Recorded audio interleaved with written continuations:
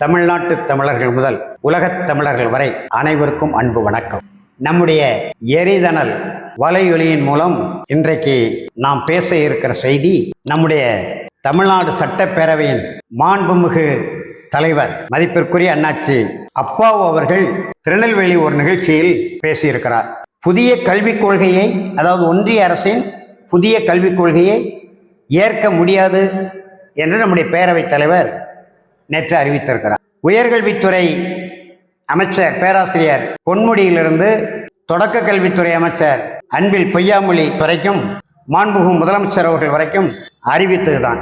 இதில் இப்பொழுது இவர் நம்முடைய பேரவைத் தலைவர் ஒட்டுமொத்த தமிழ் கல்வியும் அழிக்க ஒன்றிய அரசு திட்டம் என்று சொல்வதற்கு காரணம், இந்த புதிய கல்விக் கொள்கை, ஒன்றிய அரசின் புதிய கல்விக் கொள்கை ஏற்க முடியாது என்று சொன்னால், இந்த ஆண்டு ஒன்றிய அரசின் கல்வித்துறை மூலம் தமிழ்நாட்டுக்கு தரப்பட வேண்டிய 573 கோடியையும் நிறுத்தி வைத்துள்ளது.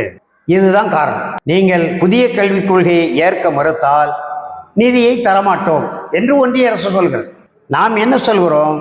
இந்த சிக்கலுக்கெல்லாம் தீர்வு இன்றைய மாண்புமிகு முதலமைச்சர் மு.க. ஸ்டாலின் அவர்களுடைய தந்தையார், மறைந்த திராவிட முன்னேற்ற கழகத்தின் தலைவர் ஐயா கலைஞர் மு. கருணாநிதி அவர்கள் தொடக்கத்திலே முதலமைச்சராக இருந்த காலம் 1975, அதுவரை கல்வி என்பது மாநில பட்டியலில் தான் இருந்தது. ஊராட்சி ஒன்றிய தொடக்கப்பள்ளி தான், ஊராட்சி ஒன்றியம் தான் பள்ளிக்கூடங்களை நடத்தும், ஆசிரியர்களுக்கு ஊதியங்களை வழங்கும். ஊராட்சி ஒன்றிய பொறுப்பின் கீழ் இருந்த கல்வி, மாநில அரசின் ஆளுமையின் கீழ் இருந்த கல்வி, நெருக்கடி நிலையை பயன்படுத்தி அன்றைய தலைமை அமைச்சராக இருந்த இந்திரா காந்தி அம்மையார் மாநில பட்டியலில் இருந்த கல்வி பொதுப்பட்டியல் கொண்டு சென்றார். அப்பொழுதே திராவிட முன்னேற்ற கழகம் இது எதிர்த்தது, ஆனால் போராடவில்லை. ஏனால் நெருக்கடி நிலை. பிறகு 1989 76 விட்ட ஆளுமையை மக்கள் கழகம் மாக்கோரா மறைவுக்கு பிறகு 89 தமிழ்நாடு ஆட்சி பொறுப்பு திராவிட முன்னேற்ற கழகம் வந்தது. 89 வந்து 90, 91 ஜனவரி 31 வரை முதலமைச்சராக ஐயா கலைஞர் இருந்தார். அமைச்சரவை, திமுக அமைச்சரவை தமிழ்நாட்டை ஆட்சி செய்து. இந்த காலகட்டத்திலாவது நீங்கள் மாநில பட்டியலில் இருந்த கல்வியை பொதுப்பட்டியலுக்கு கொண்டு சென்ற அந்த நிலையிலிருந்து மீளப் பெறுவதற்கு ஏன் சட்டமன்றத்தில் ஒரு தீர்மானம் போடல? ஏன் ஒன்றிய அரசிடம் கோரிக்கை வைக்கல? ஒன்றிய அரசுக்கு ஏன் நெருக்கடி கொடுக்கல? சரி, 2 ஆண்டு காலம் நீண்ட இடைவேளைக்கு பிறகு 14 ஆண்டுகள் வனவாசத்துக்கு அனுப்பிவிட்டீர்கள் என்று அவரே சொன்னார். ஐயா கலைஞரே சொன்னார் தமிழ்நாட்டு மக்களை. 14 ஆண்டுகளுக்கு பிறகு மீண்டும் வந்தீர்கள். 2 ஆண்டுல மீண்டும் உங்களுடைய ஆட்சி ஒன்றிய அரசால் கலைக்கப்பட்டது. அதற்கு பிறகு 91 96 வரை அம்மையார் ஜெயலலிதா ஆட்சி, 96 2001 வரை ஐயா கலைஞர் ஆட்சி. அப்ப 96 2001 வரை ஆட்சியில் இருக்கும்போது இந்த 5 ஆண்டு காலத்தில் நீங்கள் ஏன் கல்வித்துறை மாநில பட்டியலுக்கு திரும்ப பெறல? சட்டப்பேரவையில் ஏன் தீர்மானம் கொண்டு வரல? ஒன்றிய அரசிடம் ஏன் கோரிக்கை வைக்கல? ஒன்றிய அரசுக்கு ஏன் நெருக்கடி கொடுக்கல? சரி, உங்களுக்கு தான் அகில இந்திய கண்ணோட்டம் இருக்கிறதே. 1962 முன்பு திராவிட நாடு என்று முழங்கியவர்கள் 62 தேர்தலுக்கு பிறகு அதை கைவிட்டு விட்டு 67 ஆட்சிக்கு வந்த உடனே மத்தியிலே கூட்டாட்சி, மாநிலத்தில் சுயாட்சி என்ற முழக்கத்தின் கீழ் வந்து விட்டீர்கள். ஆனாலும் நம்முடைய இந்திய உள்துறை அமைச்சர் அண்மையிலே ராஜ்நாத் சிங் அவர்கள் பேசினார்கள் அல்லவா, மொழி அடிப்படையில் அடித்தளத்தில் நின்று கலைஞர் செயல்பட்டாலும் தேசத்தின் ஒற்றுமைக்கு எதிராக எந்த குரலையும் எழுப்புவதற்கு கலைஞர் ஒப்புதல் தரவே இல்லை என்று ராஜ்நாத் சிங் வந்து பேசினார். அந்த அளவுக்கு ஒன்றிய அளவுக்கு இந்திய கண்ணோட்டத்தோடு திராவிட நாட்டிலிருந்து, மாநில சுயாட்சியிலிருந்து இந்திய கண்ணோட்டத்துக்கு வந்த பிறகு நீங்கள் எதிர்க்கட்சி முதலமைச்சர்கள் சந்தித்த ஐயா கலைஞரை சொல்றேன், மறைந்த ஐயா கலைஞர் சொல்றேன், இந்த 96 2001 வரை முழுமையான ஆளுமையில் நீங்கள் ஏன் இந்தியாவிலுடைய மற்ற மாநில முதலமைச்சர்களை சந்தித்து பேசி பொதுப்பட்டியல் இருந்த கல்வி மாநில பட்டியலுக்கு ஏன் திரும்பல? அதுக்கு எந்த முயற்சியும் செய்யல.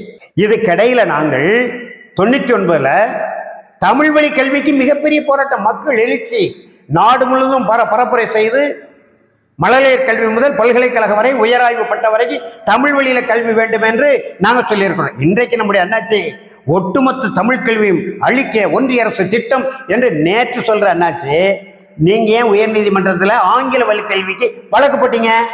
அப்ப எப்படி இரட்டை வேடம் போடுகிறார்கள் இந்த திராவிடம்? இவர் ஏற்கனவே பேராய கட்சி காங்கிரஸ் கட்சியில் இருந்தவர், தமிழ் மாநில காங்கிரஸ் இருந்தவர், கருப்பே மூப்பனார் தலைமை ஏற்றவர், பெருந்தலைவர் காமராஜருடைய அரசியலில் கிட்டத்தட்ட பெரிய அளவுல ஈடுபாடும் பற்றுதலும் உள்ளவர்.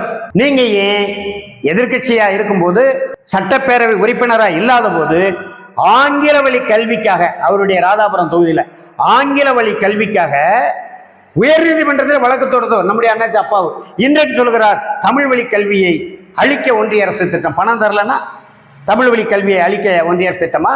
அதாவது புதிய கல்விக் கொள்கையில் இந்தியை திணிக்கிறார்கள், இந்தியை கட்டாயப்படமாக்குகிறார்கள். நீங்க 67 தீர்மானம் போட்டிருக்கீங்க இருமொழி கொள்கைன்னு.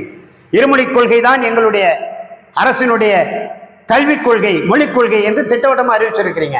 இப்ப 573 கோடியை தரவில் இந்த நிதியை மட்டுமா தரல, வெள்ளத்தால் பாதிக்கப்பட்ட மக்களுக்கு 37,000 கோடி கேட்டீங்களா, தந்துட்டாங்களா? அதற்கு முன்ன வரதா புயல், ஒக்கி புயல், தானே புயல் தமிழ்நாடு அரசு கேட்ட பணத்தில் தந்துட்டாங்களா? சரி, சரக்கு மற்றும் சேவை வரி, அதனால் இழப்புகளுக்குள் உள்ளான மாநிலங்களுக்கு நிதியை பகிர்ந்து அளிக்கப்படும் சொல்றாங்களே, முழுமையான நிதியை தந்துட்டாங்களா? ஒன்றிய அமைச்சர் எல்முருகன் பேசுகிறார் 10 ஆண்டுகளில் 11 லட்சம் கோடி நாங்கள் தமிழ்நாட்டுக்கு தந்திருக்கிறோம் என்று. என்னமோ அவர் தந்தையார் வீட்டு சொத்துல எடுத்து கொடுத்தது போல எல்முருகன் பேசுறார். எத்தனை லட்சம் கோடி தமிழ்நாட்டில இருந்து கொண்டு போனீங்க? இதை கேட்க வேண்டாமா, கேட்க வேண்டாமா? யார் கேட்கணும்? மாண்புமிகு தமிழ்நாடு முதலமைச்சர் கேட்கணும், நிதியமைச்சர் கேட்கணும். ஏறக்குறைய 11 லட்சம் கொடுத்தது எல்முருகன் சொல்கிறார். ஆனால் இந்த 10 ஆண்டுகளில் 25 லட்சத்திற்கு மேற்பட்ட பணம், அத வருமான வரித்துறை, அந்த சரக்கு மற்றும் சேவை வரித்துறை, அப்புறம் சுங்கச்சாவடி, தொடர்வண்டித்துறை, வானூர்தித்துறை, அஞ்சல் துறை, கடல் போக்குவரத்து துறை, எத்தனை துறை இருக்கு? இத்தனை துறைகள் மூலம் தமிழ்நாட்டிலிருந்து 8 கோடி தமிழர்களிடமிருந்து நீங்கள் திரட்டி அல்லது சுரண்டி கொண்டு போன தொகை எவ்வளவு? கேட்க இதுவரைக்கும் மூச்சு விடவில்லை, தமிழ்நாடு அரசு மூச்சு விடவில்லை. சும்மா ஒரு செய்தி, அந்த நிதியை தரவில்லை, இந்த நிதியை தரவில்லை, வந்த நிதி எங்களுக்கு போதவில்லை, நாங்கள் உலக வங்கியிடம் கடன் கேட்கிறோம் என்று சும்மா ஒரு மேம்போக்காக பேசுகிறீர்கள் தவிர, மாநில சுயாட்சி கொள்கையில் உறுதியாக நின்று நீங்கள் எங்களுக்கு கொடுக்க வேண்டிய நிதியை உத்தரப்பிரதேசம் கொடுக்குறீங்க, பீகார் கொடுக்குறீங்க, வடகிழக்கு மாநிலங்களுக்கெல்லாம் அள்ளி கொடுக்குறீங்க, மகாராஷ்டிரா கொடுக்குறீங்க, பஞ்சாப் கொடுக்குறீங்க. ஏன் தமிழ்நாட்டுக்கு தர மறுக்கிறீங்க? இந்தியாவுக்கே நிதி வழங்குகிற மாநில பட்டியலில் முதல் இடம், 2வது இடம், 3வது இடங்களே தமிழ்நாடு இருக்கு. அப்ப தமிழ்நாடுக்கு கொடுக்க வேண்டிய நிதியை கொடுக்கணும் அல்லவா? அந்த நிதியும் தர மறுக்கிறீர்கள். இப்பொழுது கல்வித்தொகையை நீங்க நிறுத்தி வச்சிருக்கிறீங்க. ஒரு போராட்டம் தருவீங்க, சட்டப்பேரவை சிறப்பு கூட்டத்தை கூட்டுங்க. எந்தெந்த வகையில தமிழ்நாடு அரசு கோரிய நிதியை ஒன்றிய அரசு தரவில்லை, எந்தெந்த வகையில தமிழ்நாட்டிலிருந்து தமிழ்நாட்டு மக்களுடைய வரி பணத்தை சுரண்டி டெல்லி கொண்டு போகிறார்கள், சட்டப்பேரவை சிறப்பு கூட்டத்தை போட்டு ஒரு வெள்ளை அறிக்கை வெளியிடுங்க. நாங்கள் பார்த்துக் கொள்கிறோம், மக்கள் பார்த்துக் கொள்கிறோம். கல்விக்கே நிதியை நிறுத்தினீங்கன்னு. சரி, புதிய கல்விக் கொள்கை ஏற்க மறுக்கிறீங்க. மாநில கல்விக் கொள்கையை உருவாக்குற ஒரு ஆணையம் போட்டீங்க. நீதியரசர் முருகேசன் தலைமையில ஒரு ஆணையம் போட்டீங்க. அந்த ஆணையத்தில் நாங்கள்லாம் போய் நின்று பேசி விண்ணப்பம் கொடுத்தோம், தமிழ்நாட்டில் தமிழ் வழி கல்வி கொண்டு வர வேண்டும் என்று. நீதியரசர் முருகேசன் ஐயா தலைமையில போட்ட ஆணையம் அறிக்கை கொடுத்து 2 மாதங்கள் ஆகிவிட்டது. ஏன் அந்த அறிக்கையை வெளியிடல? அதுல தமிழ் வழி கல்வி வலியுறுத்தப்பட்டிருக்கு. தொடக்க கல்வி முதல் பல்கலைக்கழகம் வரை தமிழ் வழி கல்வி நடைமுறைப்படுத்துங்கள், சட்டம் இயற்றுங்கள் என்று பல்வேறு ஆணையங்கள் பரிந்துரை செய்திருக்கு. ஆனா திராவிட முன்னேற்ற கழகத்தில் இருக்கக்கூடிய அமைச்சர் பெருமக்களே ஆங்கில கல்வியை நடத்தி கொண்டிருக்கிறார்கள், ஆங்கில பள்ளிக்கூடங்களை நடத்தி கொண்டிருக்கிறார்கள். தமிழ் வழி கல்விக்கு எதிரான சூழ்நிலை தான் தொடக்க கல்வித்துறை அமைச்சரும் இருக்கிறார், உயர்கல்வித்துறை அமைச்சரும் இருக்கிறார். பேரவைத் தலைவரே தமிழ் வழி கல்விக்கு அல்லவா வழக்கு போட்டிருக்கணும். நீங்க நம்முடைய அண்ணாச்சி அப்பாவு ஆங்கில கல்விக்கு வழக்கு போட்டவரே பேரவைத் தலைவராக இருக்கும்போது எப்படி தமிழ் வழி கல்வி மூச்சு விட முடியும்?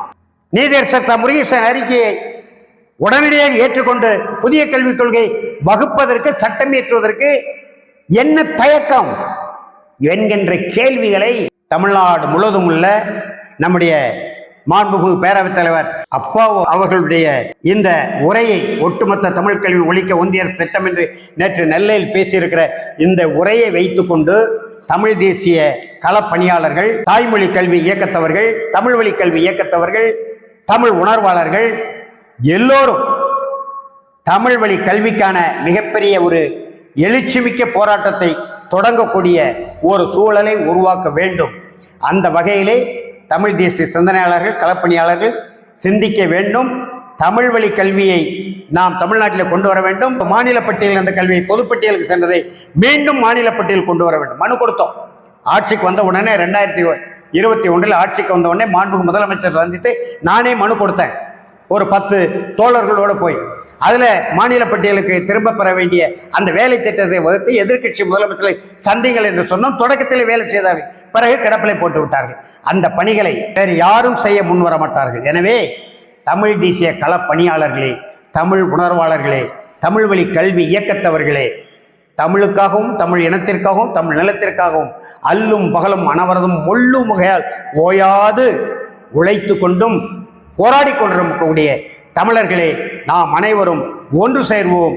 நம்முடைய தாய்மொழி கல்வி, தமிழ் வழி கல்வி, இன்பத் தமிழ் கல்வி யாவரும் கற்றவர் என்று உரைக்கும் நிலை எய்துவிட்டால் துன்பங்கள் நீங்கும், வீரம் வளரும், சுகம் வளரும் என்று நம்முடைய பாவேந்தர் பாரதிதாசன் அவர்கள் பாடியிருக்கிறார்கள். அந்த இன்பத் தமிழ் கல்வியை மேல பெறுவதற்கு ஒன்றுபடுவோம், போராடுவோம் என்று அறைகூவி தமிழ் தேசிய களப்பணியாளர்களை, போராளிகளை, தமிழ் உணர்வாளர்களை, தமிழ் வழி கல்வியாளர்களை இரு கைகூப்பி வணங்கி வேண்டி விரும்பி நிறைவு செய்கிறேன். நன்றி, வணக்கம்.